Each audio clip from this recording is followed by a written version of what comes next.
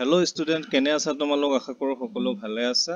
আজি তোমালোকলৈ আগবঢ়াইছোঁ নৱম শ্ৰেণীৰ অসমীয়া পাঠ্যপুথিৰ সপ্তম অধ্যায় সময় নামৰ পাঠটোৰ পাঠভিত্তিক প্ৰশ্ন উত্তৰৰ লগতে সম্ভাৱ্য প্ৰশ্ন উত্তৰ। আহা আমি প্ৰশ্ন উত্তৰ শিতানলৈ আগবাঢ়ো।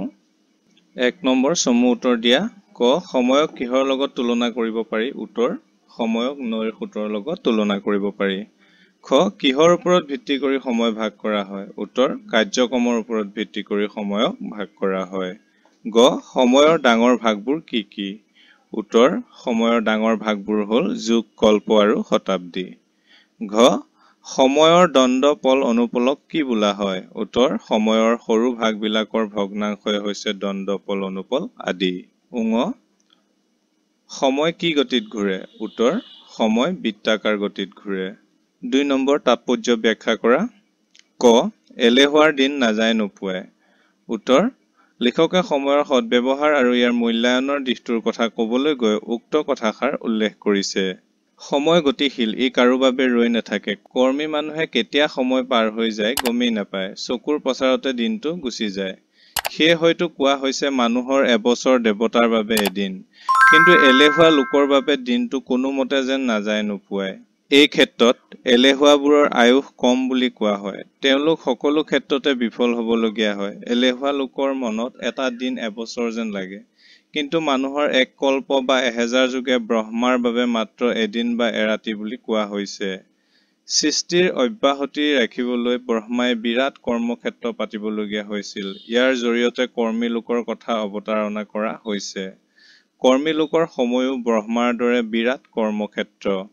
খ, মানুহৰ এক কল্পই ব্ৰহ্মাৰ এদিন। খ নম্বৰ প্ৰশ্নটোৰ উত্তৰ ক নম্বৰ প্ৰশ্নটোৰ উত্তৰৰ সৈতে একেই। তোমালোকে একেটা প্ৰশ্নৰ উত্তৰ লিখিলে হৈ যাব। গ, কৰ্মৰ মাজেদি সময়ৰ গতি ধৰিব পাৰি। উত্তৰ, সময়ৰ যিমানেই ভাগ কৰা নহওক আচলতে কৰ্মৰ জৰিয়তেহে প্ৰকৃত সময় নিৰ্ণয় কৰা হয়। এজন মানুহে যদি 100 বছৰ কাল জীয়াই থাকিও জীৱনত একো কামত সফল হ'ব নোৱাৰে, তেন্তে তেওঁ সেই 100 বছৰ কালৰ কোনো চিনেই নাথাকে। আকৌ কোনো এজন মানুহে 20 বছৰ থাকিও বহু কাম কৰিব পাৰে, কাৰণ কৰ্মইহে মানুহৰ প্ৰকৃত আয়ুস নিৰ্ধাৰণ কৰে। কৰ্মক্ষেত্ৰত সময়ৰ অলপ ইফাল সিফাল হ'লেই আউল লাগে। দিগ্বিজয়ী নেপোলিয়নে 5 মিনিট সময় পলম কৰাৰ বাবে ৱাটাৰলু যুদ্ধত পৰাজয় বৰণ কৰিবলগীয়া হৈছিল। শৰাইঘাটৰ যুদ্ধত গড়ৰ কামত অৱহেলা কৰাৰ বাবে মোমায়েকে লাচিতৰ হাতত মূৰ দিব লগা হৈছিল। সেইদৰে পৰীক্ষাৰ আগত নপঢ়ি বহু ছাত্ৰ-ছাত্ৰীয়ে পৰীক্ষাগৃহত কলম কামুৰি বহি থাকিবলগীয়া অৱস্থাও হয়। প্ৰশ্নকাকত পিটিকি সময় ব্যয় কৰিলে ভাল ফল পাব নোৱাৰি। জেঠৰ ঘৰত কঠীয়া সিঁচিলে ভাল ফল নধৰে। ৰোগীক উপযুক্ত সময়ত চিকিৎসা নকৰিলে পিছত ধন ভাগিও ব্যৰ্থ হ'বলগীয়া হয়। গতিকে ওপৰৰ আলোচনাৰ পৰা দেখা গ'ল যে সময়ৰ মূল্য বুজি তাৰ সদ্ব্যৱহাৰ কৰিলেহে প্ৰকৃততে সময়ে নিৰ্ণায়ক ভূমিকা গ্ৰহণ কৰিব পাৰে। ইয়াৰ পৰিৱৰ্তে আমি ঘড়ীৰ দ্বাৰা সময়ৰ মূল্য নিৰূপণ কৰিব নোৱাৰো, কাৰণ ঘড়ীৰ কাঁটা কেইডালে মানুহৰ কৰ্মজীৱন নিৰ্ণয় নকৰে। 3 নম্বৰ প্ৰশ্ন, পাঠটিৰ লিখকৰ সাহিত্যৰাজিৰ পৰিচয় দিয়া। তোমালোকৰ লেখকৰ পৰিচয়টো আছে, ময়ো লিখি দিছো অলপ, সেইখিনি নিজে পঢ়ি মনত ৰাখিবা আৰু পৰীক্ষাত ভালকৈ লিখিবা। মই অলপ বহলাই লিখি দিছো, সেইখিনি তোমালোকে চাই ল'বা। প্ৰশ্ন নং 4, 4টা 5টা বাক্যত উত্তৰ দিয়া। ক, প্ৰাকৃতিক জগত বুলিলে কাক বুজায়?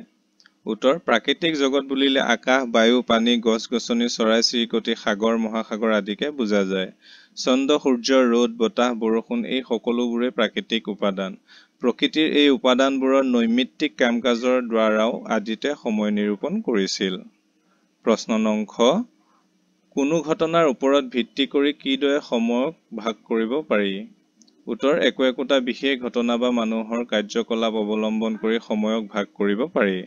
যেনে শংকৰদেৱৰ জন্মৰ তাৰিখৰ পৰা আৰম্ভ হৈছে শংকৰাব্দ, তেনেকৈ হজৰত মহম্মদ মক্কাৰ পৰা মদিনালৈ পলাই যোৱাৰ পিছৰ পৰা হিজৰী চন আৰম্ভ হৈছে ইত্যাদি।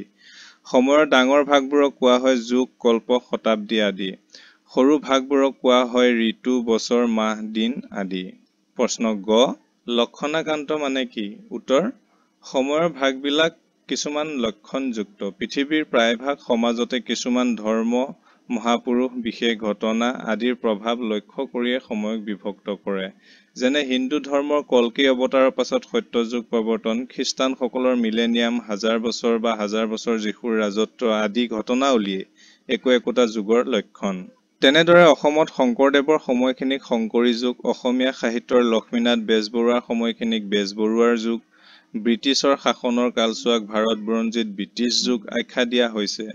তেনেদৰে সৃষ্টি হৈছে শকাব্দ, এইটো হিষ্ট্ৰী হৈ আছে, হিষ্ট্ৰী নহয় হিজৰী, শকাব্দ, হিজৰী, চৈতনাব্দ আদি বিভিন্ন লক্ষণৰ ওপৰত ভিত্তি কৰি সময় বিভাজিত হোৱাৰ বাবে লক্ষণাকান্ত বুলি কোৱা হৈছে।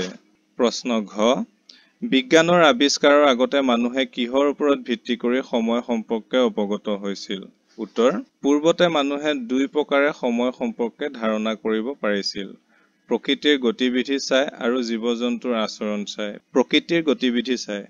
সময়ৰ পৰিৱৰ্তনৰ লগে লগে প্ৰকৃতিও সলনি হয়। শীতৰ শেষত বসন্ত ঋতু আহে, গছে কুঁহিপাত মেলিলে, আমে মলিয়ালে, কুলিয়ে কু কু কৰিলে আৰু কপৌ ফুল ফুলিলে বসন্তকাল অহা বুলি ধৰা হয়। তেনেকৈ বাঁহে গজালি মেলিলে, কঁঠালে মুচি পেলালেও বসন্তকালৰ আগমনৰ কথা জানিব পাৰি। আকৌ শেৱালি ফুলিলে, নিয়ৰ পৰিলে শীতৰ আগমনৰ কথা জানিব পাৰি। জীৱ-জন্তুৰ আচৰণ চাই। ঋতু পৰিৱৰ্তনৰ লগে লগে কিছুমান জীৱ-জন্তুৰ আচৰণ বিধিও সলনি হয়। বাৰিষা আহিলে পথাৰত শামুক ওলায়, কেঁকুৰা ওলায়, মাছে কণী পাৰে, ভেকুলীয়ে তুৰ তুৰায়। তেনেদৰে এন্দুৰ গাঁতত সোমালে, কেঁচু গাঁতত সোমালে শীত পৰা বুলি জানিব পাৰি। আকৌ পাৰৈ ৰোণ দিলে, ফেঁচাই কুৰুলি দিলে ৰাতিৰ পোহৰৰ কথা জানিব পাৰি। কুকুৰাই ডাক দিলে, ফেঁচুৱে জালি দিলে ৰাতি পুৱাৰ হোৱাৰ উমান পাব পাৰি। এনেদৰে বিজ্ঞানৰ আৱিষ্কাৰৰ আগে অৰ্থাৎ ঘড়ী নোহোৱাকৈও মানুহে সময়ৰ উমান পাব পাৰিছিল। প্ৰশ্ন নং 5, তলৰ প্ৰশ্নকেইটাৰ অন্তৰ্নিহিত ভাৱ বিশ্লেষণ। ক, সময়ৰ এই ভাগবিলাক বিশেষ বিশেষ লক্ষণাকান্ত। উত্তৰ, উদ্ধৃত কথাফাকি আমাৰ অসমীয়া পাঠ্যপুথি অসমীয়া সাহিত্য চয়নিকাৰ অন্তৰ্গত নীলমণি ফুকনদেৱে লিখা সময় নামৰ পাঠটিৰ পৰা তুলি দিয়া হৈছে। প্ৰকৃত সময় নিৰূপণ ঘড়ীৰ দ্বাৰা নকৰি কামৰ হিচাপেৰেহে কৰিব লাগে, এনে অৰ্থতেই কথাষাৰ ব্যৱহৃত হৈছে। ঘড়ী হল বিজ্ঞানৰ এক অভূতপূৰ্ব সৃষ্টি। ঘড়ী মানুহে নিজৰ কামৰ সুবিধাৰ বাবেহে উলিয়াইছে। আচলতে ই প্ৰকৃত সময়ৰ মূল্য নিৰূপণ কৰিব নোৱাৰে। যান্ত্ৰিক বিজুতি ঘটিলে ঘড়ী বন্ধ হৈ যাব, কিন্তু সময় ৰৈ নাথাকে। ৰাতি, দিন, বছৰ বাগৰি সময় পাৰ হৈ যাব। কৰ্মৰ জৰিয়তেহে এজন মানুহৰ গুণ নিৰূপণ কৰিব পাৰি। কামেহে মানুহৰ জীৱনৰ নিৰ্দিষ্ট সময়খিনিকো যুগ যুগ বছৰলৈ ৰূপান্তৰ কৰিব পাৰে। কোনোবা মানুহে 20-25 বছৰীয়া জীৱনকালতে সৎকাম কৰি পৃথিৱীত অমৰ হৈ ৰব পাৰে আৰু আন কোনোৱে হয়তো 100 বছৰ জীয়াই থাকিলেও পৃথিৱীৰ পৰা তেওঁৰ নাম নিশ্চিহ্ন হৈ যাব পাৰে। এলেহুৱা মানুহৰ বাবে এদিন সময়টোৱে এবছৰ যেন লাগে। আকৌ কৰ্মব্যস্ত লোকৰ বাবে চকুৰ পচাৰতে দিনটো গুচি যায়। সেয়েহে কোৱা হয় মানুহৰ 1000 যুগ ব্ৰহ্মাৰ এদিন আছিল। মুঠতে সময় অমূল্য ধন। ইয়াক ঘড়ীৰ কাঁইটৰ লগত তুলনা কৰিব যোৱাটো মূৰ্খামিৰ বাহিৰে আন একো নহয়।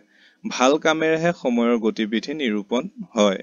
প্ৰশ্ন খ, সময়ৰ টিকনিডাল হেনো আগফালে।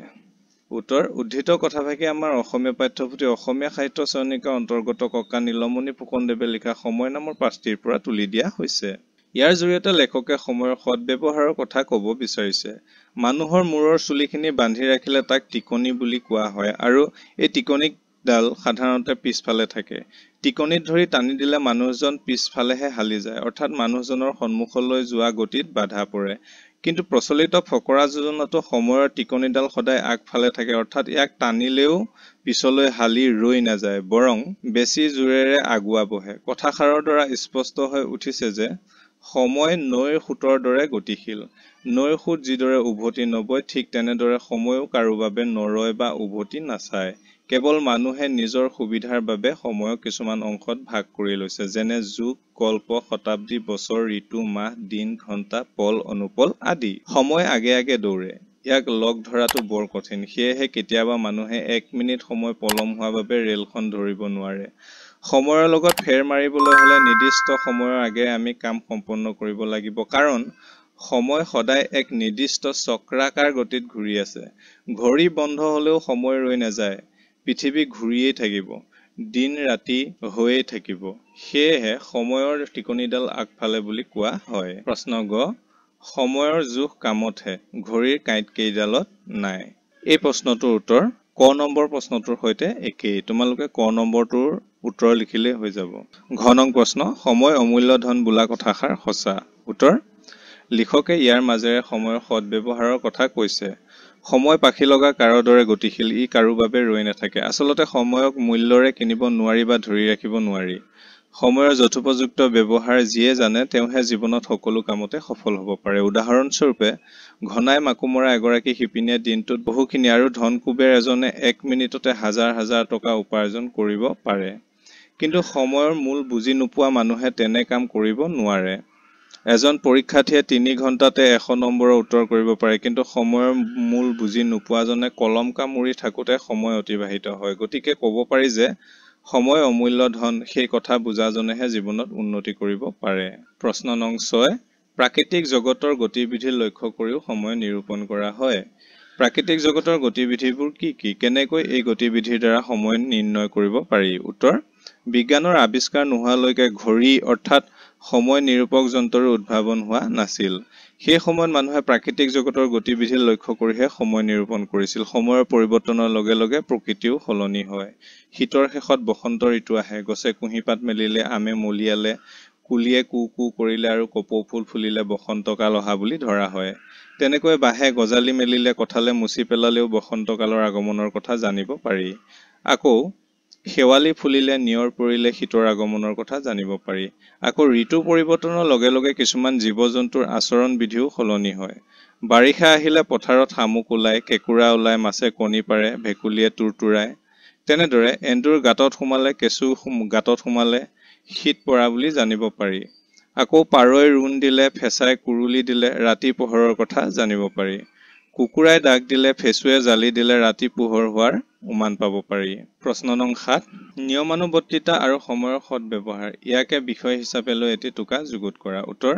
নিয়মানুবৰ্তিতা আৰু সময়ৰ সৎব্যৱহাৰ মানৱ জীৱনৰ দুটা কৰ্তব্য নিষ্ঠাবান দিশ দুয়োটাৰে মূল্য অপৰিসীম নিয়মানুবৰ্তিতা নাথাকিলে অযথা সময় নষ্ট হয় নিয়মানুবৰ্তিতা বজাই ৰাখি দৈনন্দিন কাম কৰিলে সময় নষ্ট নহয় আৰু কামত আউল নালাগে ছাত্ৰাৱস্থাত বা কৰ্মজীৱনত নিয়মানুবৰ্তিতাৰ অতি প্ৰয়োজন তেনেদৰে সময়ৰ সৎব্যৱহাৰো এক উচিত কাম আমি অযথা সময় নষ্ট নকৰি সৎ কামত সময় কটাব লাগে কাৰণ সময় কেতিয়াও কাৰো বাবে ৰৈ নাথাকে ৱাটাৰলু যুদ্ধত 5 মিনিট সময় নষ্ট কৰাৰ বাবে দিগ্বিজয়ী নেপোলিয়নে পৰাজয় বৰণ কৰিবলগীয়া হৈছিল গতিকে আমি অবাবত সময় নষ্ট নকৰি সকামত সময় দিলে জীৱনত সফলতা লাভ কৰিব পাৰিম ভাৱ বিষয়ক ভাৱ সম্প্ৰসাৰণ কৰা আইৰু বাৰ্তা গংগাৰু যাত্ৰা উত্তৰ উক্ত কথাষাৰ অসমীয়া সমাজত অতি প্ৰাচীন কালৰে পৰা চলি অহা এষাৰ লোকবচন ইয়াৰ মাজেৰে একেলগে দুটা কাম সিদ্ধি হোৱাৰ কথা কোৱা হৈছে ছোৱালী বিয়া দিয়াৰ পাছত মাকৰ ঘৰলৈ যাবলৈ বৰ হেঁপাহ কৰে গতিকে মাকৰ ঘৰলৈ যাওঁতে যদি একে ৰাস্তাতে গংগা নদী পায় তেন্তে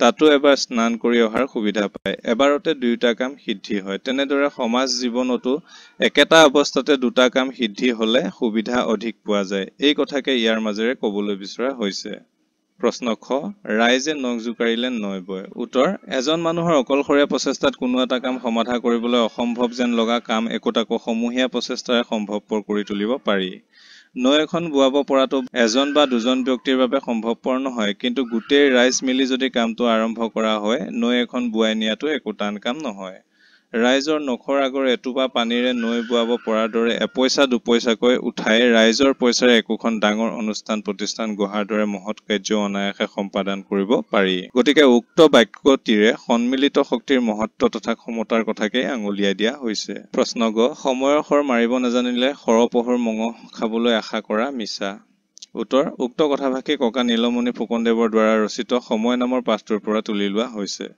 সময়ৰ সৎব্যৱহাৰৰ প্ৰসংগত লেখকে এই কথাষাৰ ব্যক্ত কৰিছে সময় অমূল্য ধন ই গতিশীল এবাৰ পাৰ হৈ যোৱা সময়ক পুনৰাই ঘূৰাই পাব নোৱাৰি খৰ হল এবিধ পহু পন্থ হৈ আছে তো পহু লিখিবা খৰ হল এবিধ পহু ইয়াৰ মঙহ বৰ সোৱাদযুক্ত শিকাৰীয়ে খৰ নিক্ষেপ কৰি ইয়াক বধ কৰে কিন্তু খৰ বধ কৰা বৰ কঠিন কাম কাৰণ ই বৰ চঞ্চল আৰু শব্দ শুনা মাতেই দৌৰ মাৰে তথাপি শিকাৰীয়ে তাৰ পিছ নেৰে লক্ষ্যভেদৰ উপযুক্ত সময়ত যদি খৰ নিক্ষেপ কৰা হয় তেন্তে খৰ বধ হোৱাটো নিশ্চিত আৰু যদি সেই নিৰ্দিষ্ট সময়ত খৰ বা কাঁড় এৰি দিয়া নহয় তেতিয়া হলে লক্ষ্যভ্ৰষ্ট হয় তেনে ক্ষেত্ৰত সৰপহৰ মঙহ খাবলৈ পোৱাৰ আশা নাথাকে অৰ্থাৎ সকলো কাম উপযুক্ত সময়ত নকৰিলে কোনো ফল পোৱা নাযায় নেপোলিয়নে 5 মিনিট সময় পলম কৰাৰ বাবে ৱাটাৰলু যুদ্ধত পৰাজিত হ'বলগীয়া হৈছিল কেতিয়াবা 1 মিনিট সময় পলম কৰাৰ বাবে আমি যিকোনো গাড়ী এখন লগ ধৰিব নোৱাৰিলে পাছত গোটেই দিনটো আন গাড়ীৰ বাবে পাং পাতি ৰৈ থাকিবলগীয়া হয় মুঠতে উপযুক্ত সময়ত কাম সম্পন্ন নকৰিলে কেতিয়াও সুফল পোৱা নাযায়